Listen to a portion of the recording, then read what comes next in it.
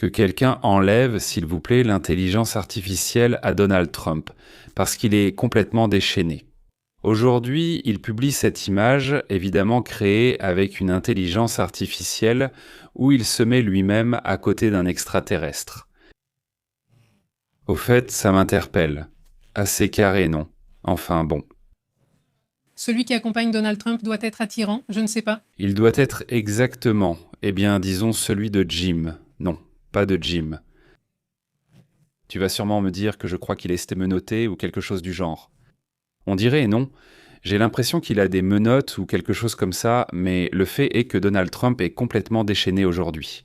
Et quel jour ne l'est-il pas? Honnêtement, il a publié d'autres choses, d'autres images aussi assez curieuses. Comment? Comment ont-elles été? C'est quelque chose d'assez étrange. S'il continue, les idées vont démissionner en réclamant de la dignité, estimant qu'on ne peut pas continuer ainsi. Mais l'image suivante est vraiment folle. Il la publie sur son propre compte Twitter, sur son propre compte, sur ses propres réseaux sociaux. Allez, la voilà. Il publie cette image. On va mettre l'image directement sur son compte. On va voir si on peut la mettre par là, et ce serait cette image. Voyons si on peut la mettre par là. Voilà. C'est-à-dire, mets cette image. Non, pas celle-là. Voilà. Non, il ne me laisse pas la voir, il ne me laisse pas la voir.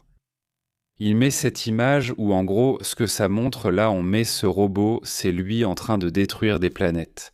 Un truc comme ça, non? Donc, Il est en train de détruire il détruit la Terre ou d'autres planètes, mais il a préféré mettre cela. la Terre. Peut-être que c'est la Terre, celle-ci. Bon, Mais c'est un extraterrestre qui est en train de détruire la Terre. peut-être que c'est sa mission et il vient juste de le reconnaître. Voilà, il est à mi-chemin. Eh bien, c'est comme ça qu'on commence la journée aujourd'hui avec ces images si bizarres. Mais allons aussi à d'autres sujets importants, parce qu'aujourd'hui, c'est un peu une journée d'images et de choses étranges qui se passent. Mais passons à un sujet plus sérieux. Allons-y. Un tremblement de terre a été signalé. Cela s'est produit en Chine. Malheureusement, il semblerait que certains bâtiments se soient effondrés. Le tremblement de terre, bien que de faible magnitude, a frappé violemment Lyon et la région autonome de Guangxi en Chine, causant l'effondrement de certains bâtiments. Que s'est-il passé? Eh bien, Pour le moment, on signale au moins 3 disparus, 4 blessés, plus de 7000 personnes évacuées à cause de ces séismes, où l'on parle déjà de 13 habitations endommagées. Eh bien, il s'agit d'un séisme de magnitude 5,2 ou 5,4 selon à qui vous demandez. L'USGS le classe ici comme un 5,4, n'est-ce pas? Oui, cela a donc été géré par la Direction de la réponse antisismique et de secours de l'ISO.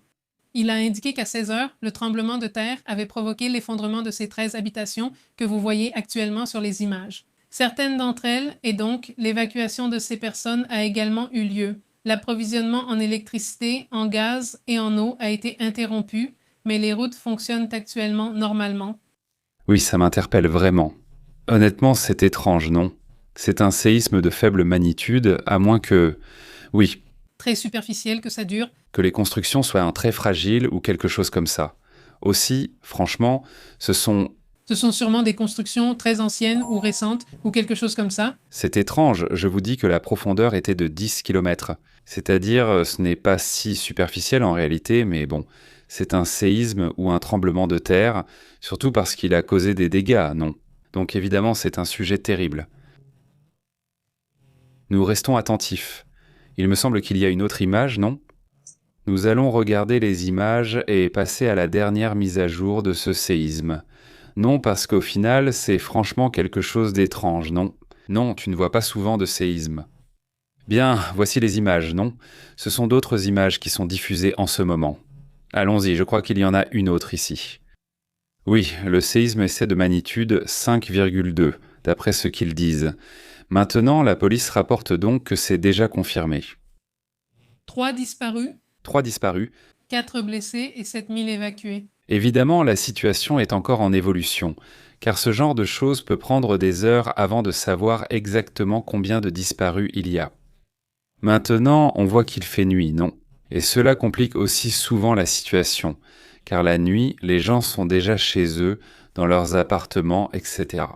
Alors nous verrons quels autres détails il y aura à ce sujet, non? Évidemment, c'est énorme à Léon, Chine, à Guangxi, d'après ce que l'on sait, d'après ce qu'on voit en ce moment. Eh bien, nous resterons attentifs pour voir ce qu'il se passe d'autre, ce qu'il advient dans cette situation. Évidemment, il y aura beaucoup à analyser, beaucoup à commenter sûrement plus tard, surtout en pensant, j'insiste, s'il s'est passé autre chose. C'est-à-dire si vraiment cela s'est produit, que puis-je te dire ? Comment dire ? L'effondrement, je ne sais pas, d'un commerce ou de quelques murs, les transports en commun, d'après ce que je comprends, fonctionnent normalement. C'est-à-dire que dans ce sens, on voit même qu'il y a de la lumière, donc ça ne semble pas être un problème, non ? Il faut aussi que ce soit très clair, non ? Nous allons rester attentifs pour voir ce qu'on apprend d'autre dans un petit moment. Passons à d'autres sujets importants.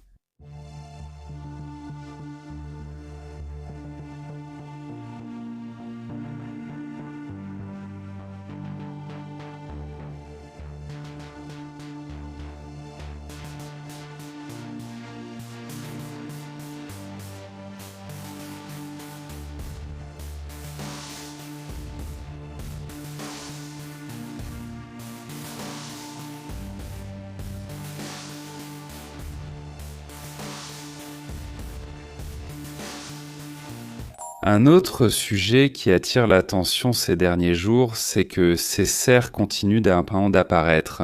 Ils ont l'air ivres, quelque chose comme ça.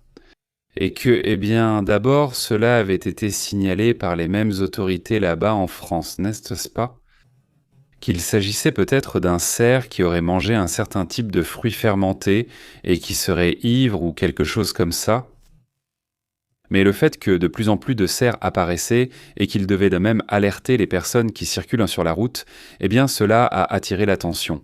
Et certaines théories ont commencé à émerger, certaines qui ont beaucoup de sens, d'autres qui n'en ont peut-être pas autant. Mais passons aux théories sur pourquoi cela se produirait. Par exemple, ce petit cerf, au moins ce petit cerf, on voit qu'il s'isole, non ?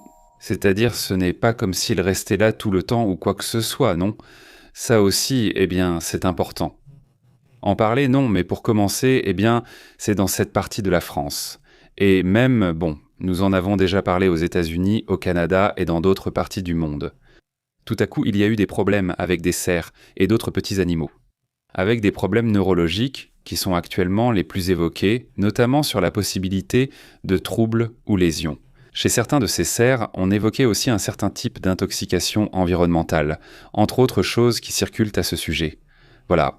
De plus, un point important est qu'à ce jour, il n'y a aucune confirmation de la part d'un vétérinaire, c'est-à-dire ce qui est avancé. Cet avertissement lancé par la France, par les autorités françaises, c'est de faire attention sur la route, car tous ceux qui l'empruntent ne sont pas sobres. C'est un peu comme une blague, parce que, bon, on dirait qu'il est ivre, mais il n'y a aucune confirmation que cela se passe réellement. Ou alors, cela pourrait être autre chose, comme une intoxication agricole ou chimique, où ils auraient mis un pesticide ou des herbicides qui les affectent à cause de cette contamination de l'eau. Cela pourrait aussi être un produit chimique déversé qui les affecte, ou des engrais.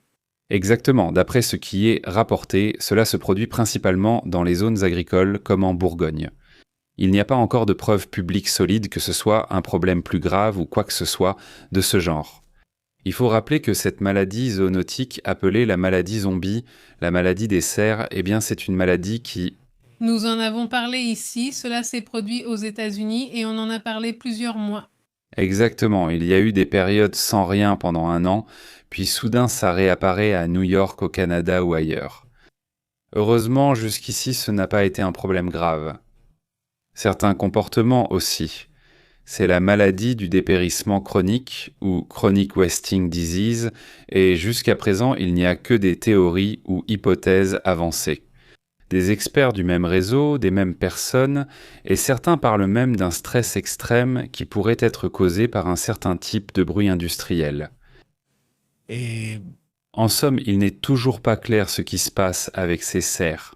Exactement. Eh bien, même la police française a dit qu'une autre option, d'autres possibilités, pourrait être un traumatisme, c'est-à-dire qu'ils se soient blessés très gravement à la tête. Par exemple, une collision avec quelque chose ayant causé cette désorientation sévère? Oui, cela pourrait aussi être une option.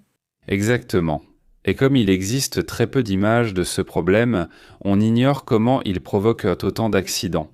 Mais le fait qu'ils aient émis cet avertissement attire au moins l'attention. Ils doivent voir quelque chose dans cette désorientation sévère, du moins chez ce cerf en particulier. Après cela, il y a d'autres théories qui commencent à sembler un peu plus étranges, non? Comme les champs électromagnétiques ou les champs magnétiques.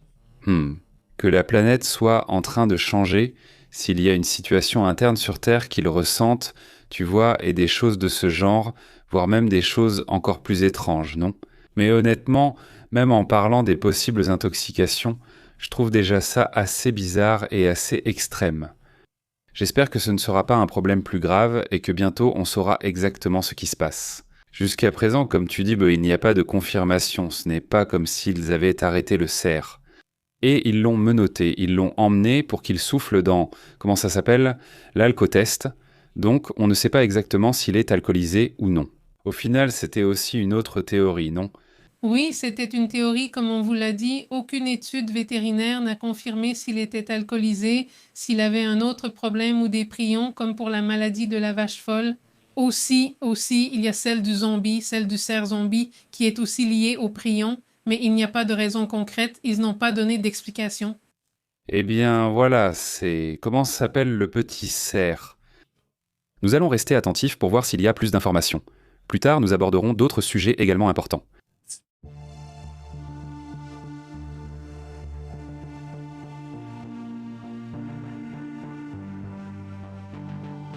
Écoutez, quel tournant militaire impressionnant que l'Iran a pris. Et surtout en pensant que cela pourrait devenir un sujet de plus en plus visible, où des pays qui se retrouvent soudainement sous pression militaire forment des alliances avec de grandes nations. Parlons de puissance. L'Iran vient de faire un bond très important en matière de renseignement militaire depuis l'espace, puisqu'il a acheté le satellite chinois TEE.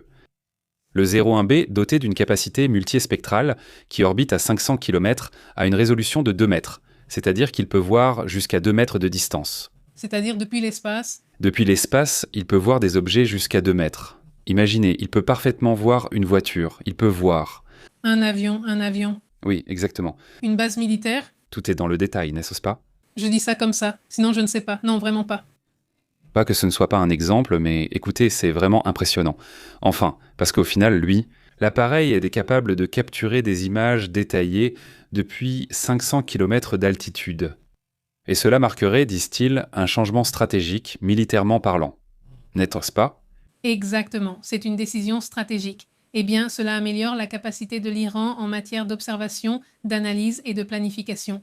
Dans une guerre dans laquelle il est actuellement impliqué, qui, eh bien, est en ce moment comme en pause, en suspens. C'est étrange, car il y a toujours des attaques contre les Émirats arabes unis et d'autres régions, mais cela attire beaucoup l'attention et inquiète. Le TE-1B a été développé par la société chinoise EarthEye et lancé en 2024 comme satellite d'observation de la Terre. Il fonctionne. Il fonctionne en orbite basse, à environ 500 à 545 km d'altitude, ce qui permet de trouver un équilibre entre couverture et niveau de détail. Depuis là, il peut prendre des images à la résolution de 2 mètres mentionnée par PP en mode multispectral. Il n'y a pas si longtemps, c'était Trump, non? Et ils sont amis. Et qu'ils sont amis, qu'ils sont copains et tout ça. Mais bon, au final, c'est ce qu'on voyait, non? Les tensions entre la Chine et les États-Unis vont continuer. Et maintenant, en lui donnant des moyens de surveillance, au final, dans une guerre dont on a déjà vu qu'elle est totalement cruciale. Pour ces guerres de l'époque moderne, disons, il est essentiel de disposer de moyens de surveillance. C'est-à-dire s'il y a quelque chose qui a affecté la Russie ces derniers mois et qui les a obligés à reculer. Nous parlons déjà d'environ 150 km de recul qu'ils ont subi ces derniers mois. Cela a été parce qu'ils se sont retrouvés sans les satellites Starlink, qui étaient en ceux qu'ils utilisaient pour pouvoir observer l'état du front de guerre. Et donc, face à cela, l'Iran apprend et dit non, eh bien non, je préfère acheter le satellite de cette époque. Qui est un satellite, d'ailleurs, à usage agricole, c'est-à-dire ce n'est pas militaire, cependant, eh bien, évidemment, il va être utilisé à cette fin, bien sûr. Bien sûr, non. Ce n'est pas l'un des satellites puissants. Parce que seulement, non, peut-être pas celui-là. Non, ce n'est pas ce type de satellite. Mais on sait clairement qu'il va être utilisé à des fins militaires. C'est ça le sujet qui attire l'attention aujourd'hui. Au fait, un autre sujet qui attire l'attention, regarde ça. Check it. Regardez cette image. Ce robot peut en fait souder, il peut même grimper au mur. C'est vraiment impressionnant ce qu'on voit là. Ici, on voit un robot qui est déjà conçu pour le travail, pour l'infrastructure et aussi pour des tâches qui pourraient sauver de nombreuses vies. Parce que, bon, il arrive que ces accidents se produisent et donc voilà un de plus. Non, parce que cette semaine, nous avons été inondés d'images de robots effectuant des tâches de plus en plus humaines, pas comme l'autre jour. On en a vu un qui emballait, un autre qui nettoyait, etc. On commence déjà à avoir davantage d'applications concrètes. Mais voyons, surtout ce genre de choses qui sont très compliquées pourraient s'avérer très utiles. Et regarde, ici la personne bouge avec un exobras, imagine-toi. Et avec ça, la personne n'est pas en danger en montant là. Ou par exemple, si c'était un endroit avec une, comme on l'appelle, fuite radioactive ou chimique. Voilà. Oui, mais tu te souviens quand je l'ai lancé, La question de savoir s'ils ont compté les moments, avec le temps compté aussi, oh, ils ont peut-être un certain type de structure qui peut le protéger. Eh bien ça oui. s'il avait quelque chose comme ça. Mais bon, ça fait partie des développements qu'ils vivent en ce moment. Allons aussi à une autre des images les plus intéressantes d'aujourd'hui.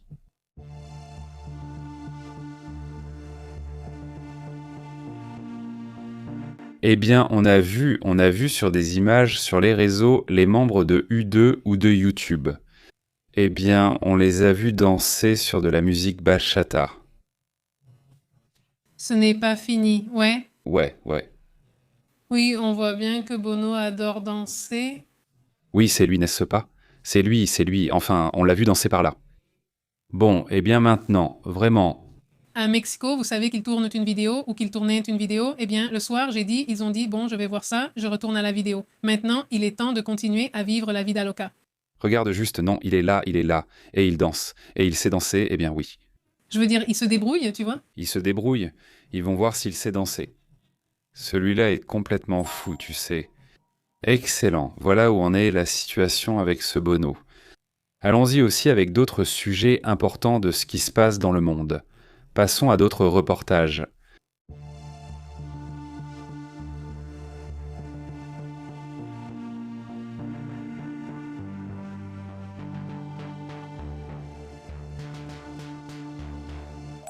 Aujourd'hui, Pépé vous disait que Cuba aurait acquis, dit-on, au moins 300 drones russes. Eh bien, aujourd'hui, nous avons vu que l'Ukraine en a lancé plus de 500 en quelques heures, n'est-ce pas? Donc avec 300, je ne pense pas que tu puisses faire grand-chose. Mais bon, il faut se rappeler que la base militaire des États-Unis est toute proche. Et cela pourrait effectivement représenter un danger pour cette base. Et puis, le régime, en plus d'aujourd'hui, a durci son discours contre les États-Unis et il a averti que oui, s'il devait y avoir une intervention militaire, l'île se transformerait en bain de sang. C'est ce qu'a affirmé assez fermement le ministre des Affaires étrangères Bruno Rodriguez dans ses commentaires, après que les informations ont commencé à sortir, à être divulguées, que les services de renseignement des États-Unis savaient que Cuba avait acheté plus de 300 drones militaires et qu'elle s'y intéressait. Ou qu'elle envisageait la possibilité d'attaquer, eh bien, la base qu'elle possède là-bas à Cuba, n'est-ce pas? Oui, ça m'a aussi dérangé qu'ils achètent ce genre de choses alors qu'ils vivent une crise humanitaire, une crise de toutes sortes. Je veux dire, vraiment, tu te dis, eh bien, ce serait mieux si... Tu nourrissais ton peuple. Achète un peu de nourriture, acheter d'autres choses qu'aujourd'hui, eh bien, je veux dire, si tu es si proche de la Russie et que tu as de l'argent, alors achète de la nourriture. Parce que la Russie, s'il y a bien une chose qu'elle a, c'est la production alimentaire. Et donc, il n'y aurait pas de problème de ce côté-là. Mais évidemment, cela, eh bien, ça ne se fait pas, ou alors on donne la préférence, dans tous les cas, à ces drones militaires. Ce qui fait aussi partie de ce qui a attiré l'attention aujourd'hui. Passons à autre chose à ce sujet. Non. Non, bon. Passons à un autre sujet.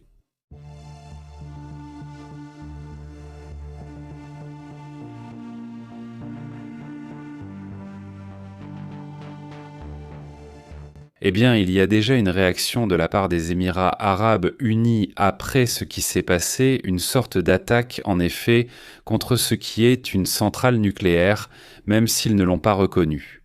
Évidemment, les Émirats arabes unis ont condamné l'attaque de drones contre la centrale nucléaire et ont averti que cela constitue, selon les rapports, une escalade. Ce qui a été dit, cette centrale nucléaire, la centrale nucléaire qui, d'ailleurs, c'est la première centrale nucléaire du monde arabe, disons, a fait partie, des sujets qui ont fait réagir aujourd'hui. qui d'ailleurs a également connu des attaques ou des tentatives d'attaque contre l'Arabie Saoudite avec des drones, mais des drones lancés depuis l'Irak. Un sujet qui a également attiré l'attention aujourd'hui. Les autorités, pour l'instant, n'ont toujours pas confirmé qu'il y ait une fuite radioactive ni aucun blessé. Et cela aussi est important. La centrale nucléaire s'appelle centrale nucléaire Baraka, et ils ont qualifié l'épisode de grave menace pour la stabilité de tout le Moyen-Orient. Cela s'est produit dans l'usine située dans la région d'Al-Andafra. Cela, j'insiste, rend les Émirats arabes très mécontents, qui d'ailleurs semblent de plus en plus acculés à entrer dans un conflit, à entrer en guerre. Oui, l'attaque contre eux a vraiment été très dure et en plus aujourd'hui, il y a aussi cette attaque contre l'Arabie Saoudite. Même si les attaques viennent d'Irak, il faut rappeler qu'en Irak, il y a des milices iraniennes. Exactement. Donc restons également attentifs à cette situation ici et là. Bon, nous allons surveiller de près ces guerres par procuration que les Iraniens mènent déjà. La vérité, c'est que c'est par là. Oui. Non, ça ne va pas, non, la guerre ne diminue pas de ce côté-là. De ce côté-là, non. C'est-à-dire, ils opèrent de cette manière. C'est l'approche qu'a eu le conflit. Donald Trump, il semble de plus en plus lointain. Aujourd'hui, on a vu des avions, pas mal d'avions se déplacer du Moyen-Orient, de l'Europe vers le Moyen-Orient. Mais il n'est pas clair où ils vont. Ce qui est clair, c'est le prix du pétrole. Regardez le prix, c'est impressionnant. On parle déjà de 113 $, mais il y a un instant, c'est même monté, je crois, jusqu'à 114 par là. C'est-à-dire, on le voit ici. Voyons si je peux le mettre à l'écran. Voilà, c'est monté jusqu'à 114 $. En ce moment, avec les marchés ouverts en Asie, ça ne fait que monter, monter et monter. C'est-à-dire que vendredi, ça a clôturé à 111 et c'est déjà à 114, déjà tout près. Encore une fois, proche des 120, ce qui effraie beaucoup de gens parce qu'ils disent que c'est déjà une forte hausse. On parle de l'été. Mais le Texas, qui n'avait pas dépassé les 100 $, était déjà à 98, 99. En ce moment, le Texas est déjà à 103 $. Donc le Texas à 103 et le Brent à 113 $. Restez attentifs à ce sujet. De plus, quand ça monte, le retour à la normale complique tout, regarde. Et demain, ce sera la une. Mais pour nous, c'est déjà le cas, car on a pris de l'avance, non ? Cette forte chute des marchés asiatiques. Oui, en ce moment, on parle du Kospi, qui est celui de la Corée du Sud. Il subit une forte baisse. C'est déjà une forte chute. Pourquoi ? Parce que c'est jeudi, c'est vendredi et c'est lundi à la baisse. Et déjà un marché puissant comme celui-là. Le marché coréen a perdu 5% sur les 3 derniers jours. C'est énorme. C'est perdre beaucoup d'argent dans une bourse qui est pourtant l'une des plus puissantes. Nous parlons de, ça c'est le Nikkei qui est le Japon et ensuite le Kospi qui a aussi une chute importante, c'est celui-ci. Nous allons le mesurer maintenant. C'est de ce prix-là à une chute de jusqu'à 6%, voilà. C'est ici que le prix est à 6,5, il a même chuté encore plus. En fait, c'est vraiment dur parce qu'il y a un moment, il était tombé jusqu'à 11%. Ça, c'est une vraie chute. Beaucoup trop grande. Heureusement, ça s'est un peu repris et la chute est à 6%. C'est énorme pour les crypto-monnaies. Une hausse de 2, 3%, 5%. C'est relativement normal. Mais pour une question de... Pour des pays puissants, c'est trop, c'est une forte chute, n'est-ce pas ? Parce que soudainement, comme nous vous l'avons déjà montré ici, soudain les médias annoncent une baisse de 0,5%, parlent de chute sur les marchés et tu te dis, c'est 0,5%. Oui, c'est une baisse, mais ils exagèrent comme si c'était. Mais une chute de 5%, c'est différent. À 6%, là, c'est déjà autre chose. Voyons cela rapidement. La Chine a fortement chuté. La Chine subit aussi une forte chute depuis jeudi. Regarde, on va la mesurer. Pour la Chine, celle-ci est jusqu'à présent de 3,4%, ça paraît plus petit comme pourcentage. Parce que regarde, voilà. Là, on le voit déjà plus ou moins en proportion, mais quand même. La chute reste importante parce qu'il faut rappeler que la Chine a une façon un peu plus stricte de gérer les choses et que les chutes ne se voient pas aussi rapidement. Mais il y a aussi Hong Kong, que c'est celui qu'on voit ici, qui a également 3 jours de baisse, tout comme le Nikkei. Regarde. 5,3% pour Hong Kong, également une forte baisse. Attention à ce sujet. Et quand il y a déjà des chutes sur les grands marchés des puissances, normalement, qu'est-ce qui se passe avec le Bitcoin ? il chute et regardez simplement le Bitcoin. Après avoir été en grande forme, le Bitcoin a fortement chuté, n'est-ce pas? Chaque fois que des puissances chutent, surtout si ce sont plusieurs, dans ces cas-là, c'est la Chine, le Japon et la Corée du Sud.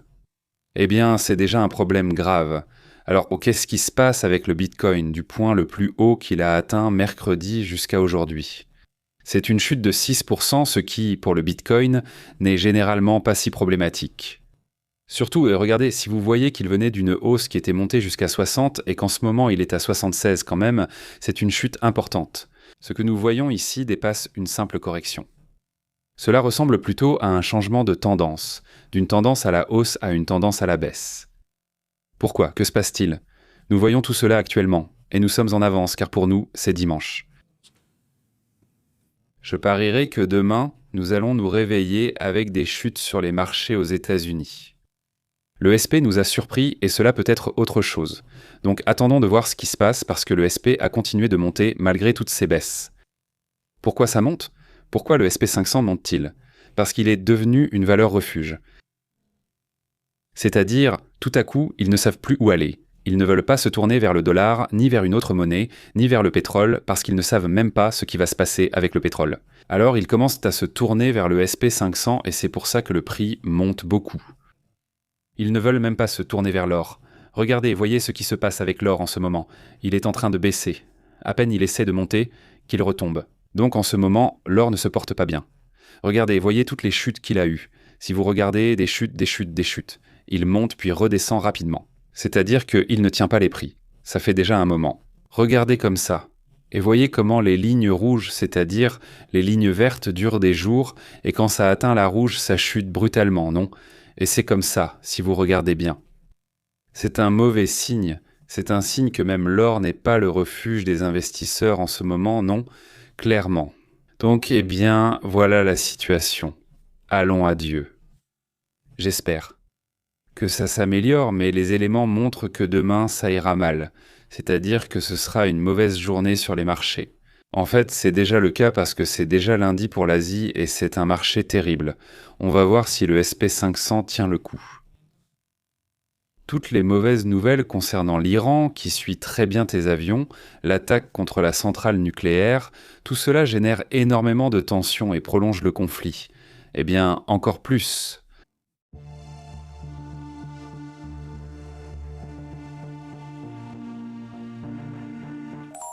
Eh bien, aujourd'hui, on annonce qu'au moins 6 Américains auraient été exposés au fameux virus Ebola qui sévit actuellement. L'épidémie qui sévit ces derniers jours en République démocratique du Congo a déjà fait plus de 80 morts et il est fort probable qu'il y en ait déjà un peu plus maintenant. On sait que parmi les 6, 3 ont été exposés à un contact à haut risque et l'un d'entre eux présentait déjà des symptômes. C'est ce qui est le plus inquiétant, en plus du fait qu'ils ne sont pas sûrs. Si les Américains sont encore au Congo, c'est-à-dire qu'ils ne savent pas où ils sont.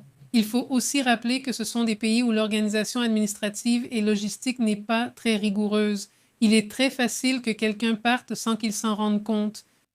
Et donc, cela a commencé à inquiéter sur l'endroit où se trouveraient ces personnes et s'ils étaient porteurs ou non du virus, parce qu'il y en avait déjà un qui présentait des symptômes et puis ces 3 personnes avaient été en contact avec quelqu'un à haut risque. Eh bien, c'est là-bas que ça se passe. Pardon, pas ici, pas au Brésil, c'est au Congo que cela se produit. Le Congo, le Rwanda, le Kenya sont déjà en alerte. Voilà. En République dominicaine? Exactement, oui, plus strict, toute cette frontière, le Rwanda, le Soudan, le Congo, ont aussi des alertes. La République démocratique a donc ses problèmes, et ils ont des cas séparés, dispersés principalement ici, mais aussi dans la partie sud. Et c'est ce qui inquiète l'Angola, la Zambie et d'autres régions du monde, parce que ça a été une épidémie parmi les plus importantes que nous ayons vues depuis des années. Il y a longtemps qu'on n'avait pas vu d'épidémie de ce niveau. Et surtout, cette souche n'a pas de vaccin et il n'y a pas de remède, du moins pas de remède garanti. Allons-y, passons aux commentaires.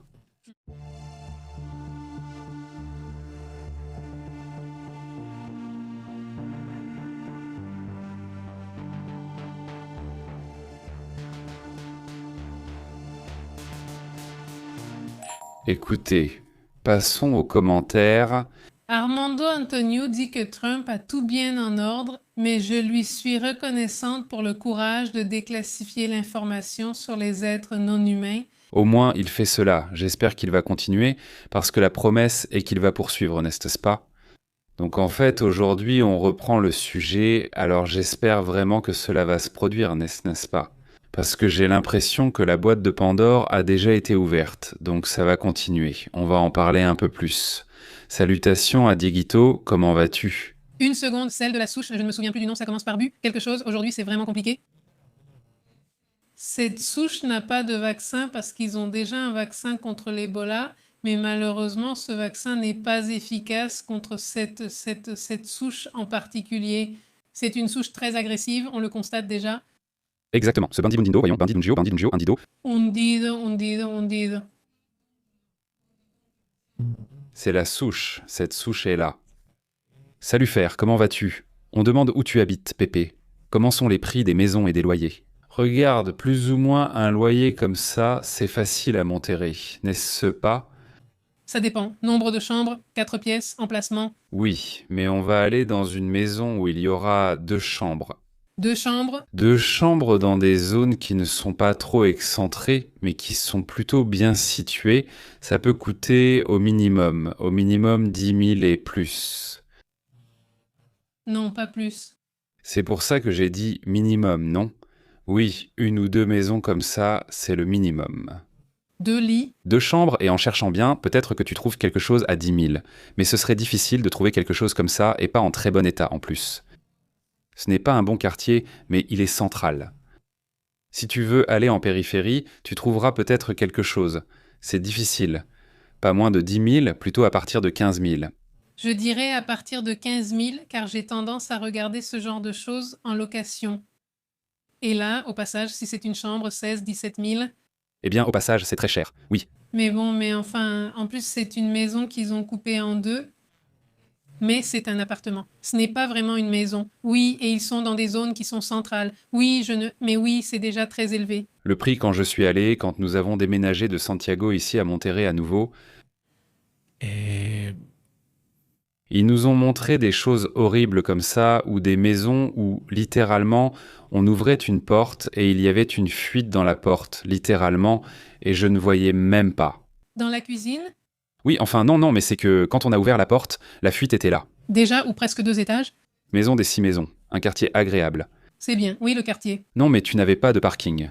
Non, ou quand on utilisait ta voiture restait à moitié en haut, dehors dans la rue. Oui, la maison, eh bien non, elle n'était pas en bon état. Et combien tu sais? Bonjour. Et-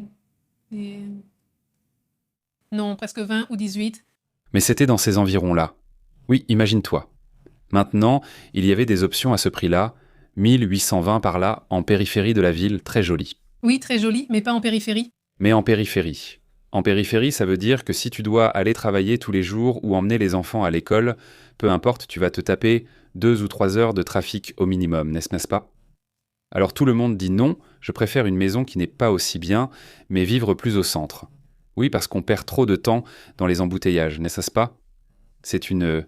Chose vraiment difficile. Bonjour, je suis Garcia, et si c'est le cas, il y a une vidéo de l'astronaute Stephanie Shin Piper de la mission 115 qui s'évanouit en pleine interview, sur le point de parler d'une rencontre qu'il aurait eue avec un être dans l'espace. Selon certains, je ne sais pas si c'est vrai. Oui. Oui, c'est vrai.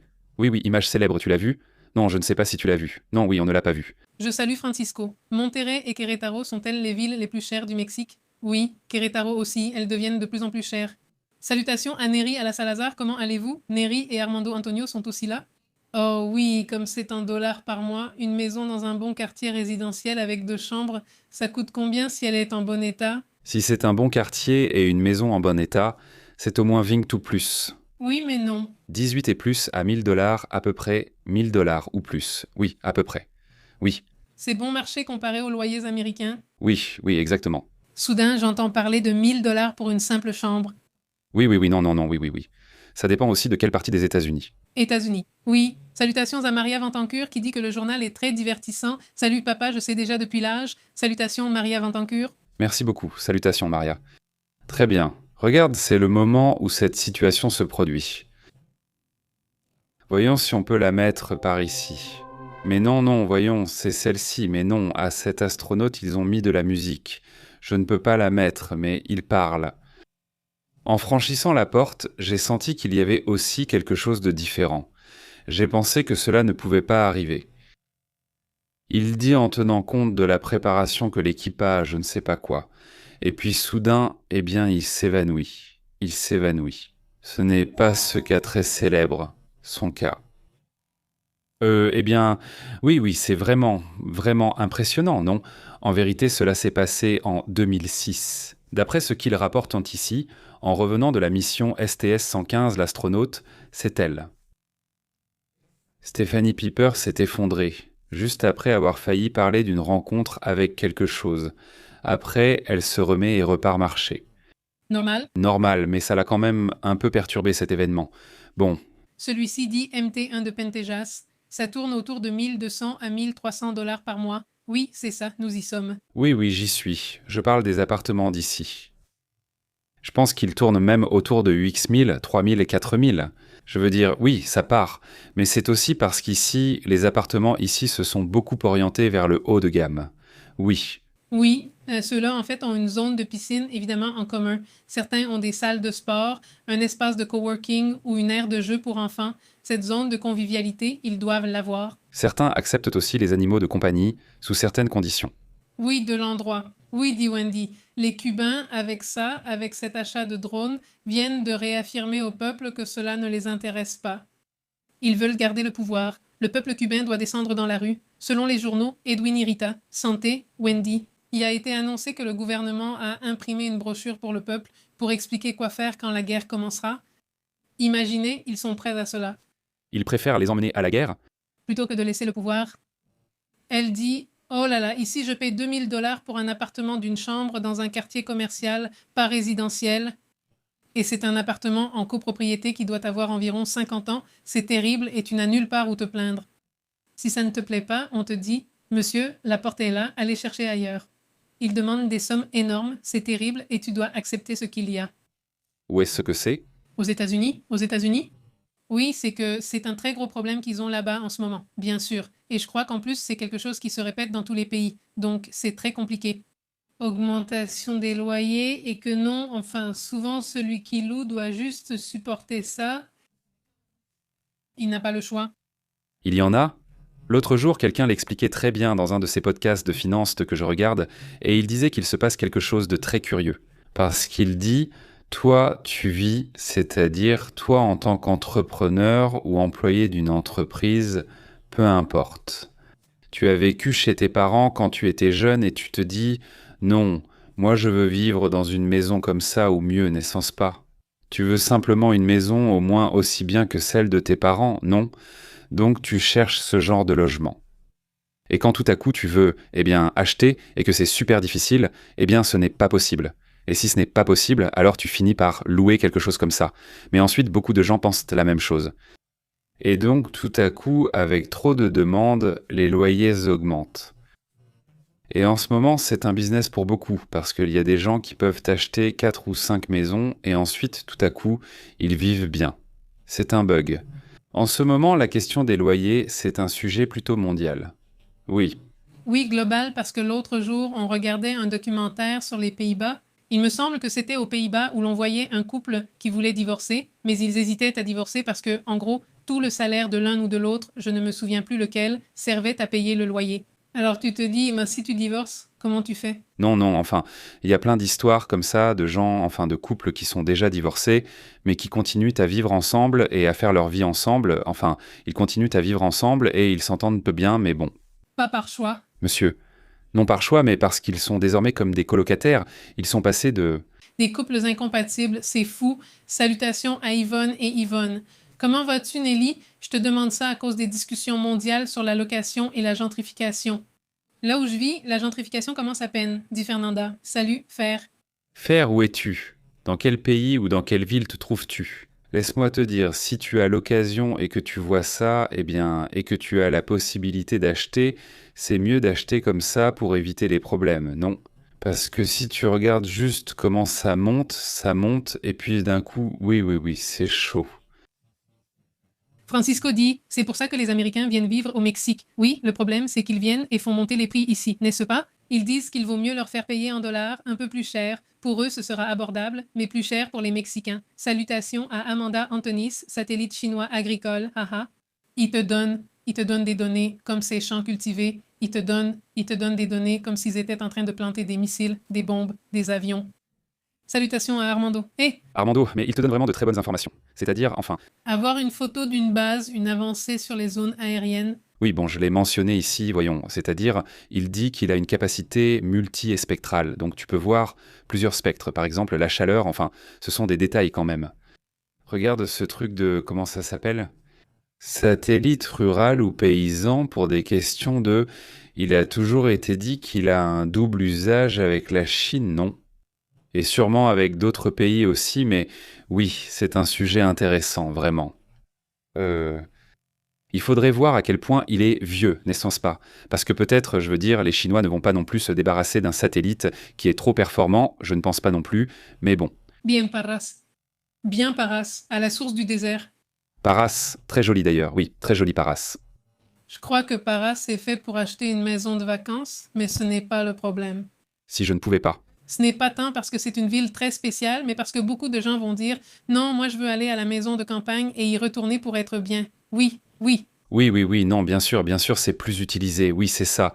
C'est ce que je dis, tu vois, c'est génial que là où tu vis, enfin, c'est génial que ce soit un bel endroit. Tellement beau qu'on veuille même le gentrifier.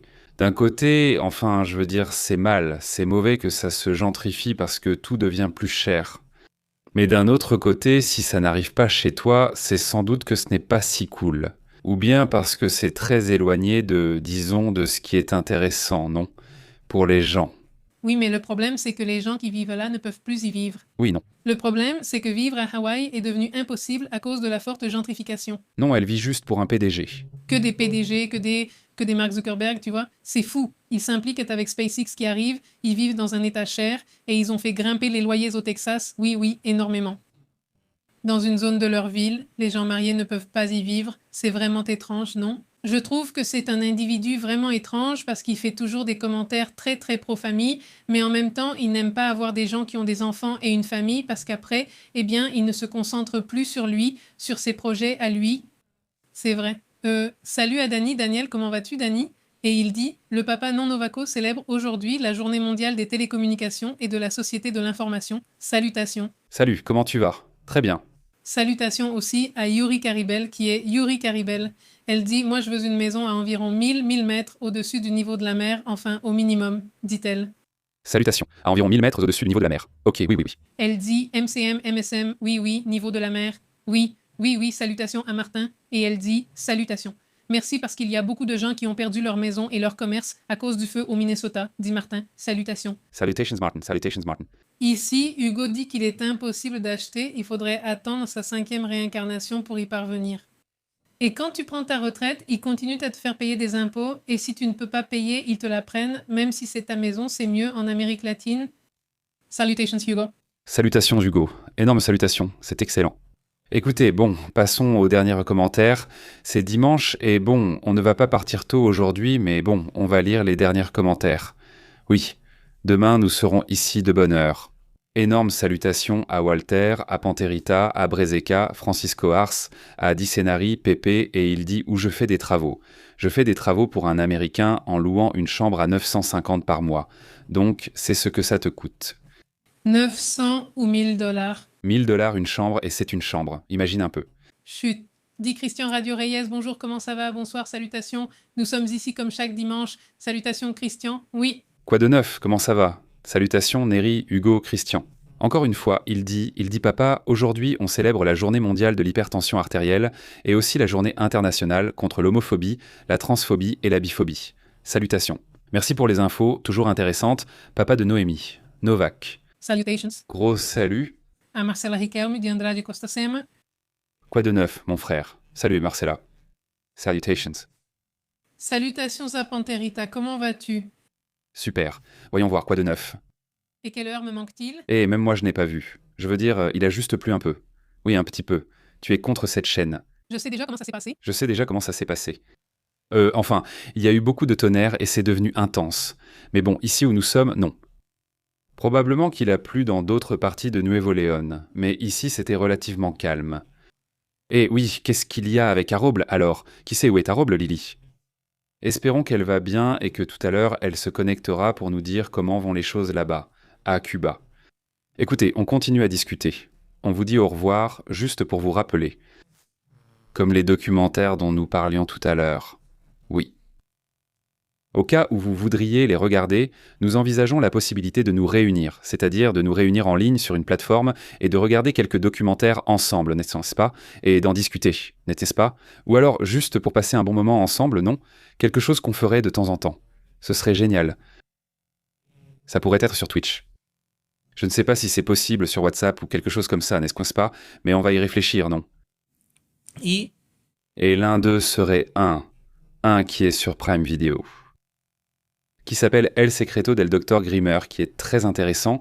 Je crois que ce documentaire est un peu lent, mais peut-être que le regarder tous ensemble serait plus intéressant. D'autres documentaires, comme celui de Netflix, vont vite et sont bien, mais celui-ci apporte selon moi des infos plus intéressantes malgré sa lenteur. Et puis il y a cet autre documentaire qui est très, très divertissant et aussi intéressant, qui s'appelle L'enlèvement extraterrestre de Manhattan. Il est sur Netflix. N'est-ce pas? Si vous voulez le regarder, faites-le maintenant. Mais sinon, on pourrait organiser une petite réunion pour en discuter, n'est-ce pas? On en parlera à ce moment-là. Bon, je vous dis au revoir alors. Nous vous rappelons que nous sommes sur WhatsApp, sur Telegram, mais aussi sur Facebook, X et Instagram. Mais tout ce qui concerne Telegram et WhatsApp, c'est là que nous vous envoyons les notifications des dernières nouvelles du monde. Je vous embrasse. Excellent début de semaine. Portez-vous bien. À bientôt. Nous interrompons votre programme habituel. Merci d'être à l'écoute de la vérité. Ici, c'est Pépé. En direct, la vérité est intense, pure. L'insolite est réel.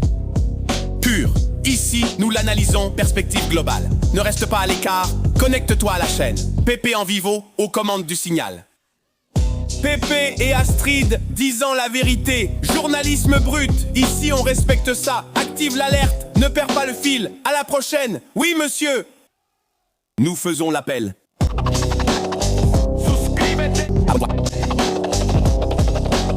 Pépé en vivo dans la place.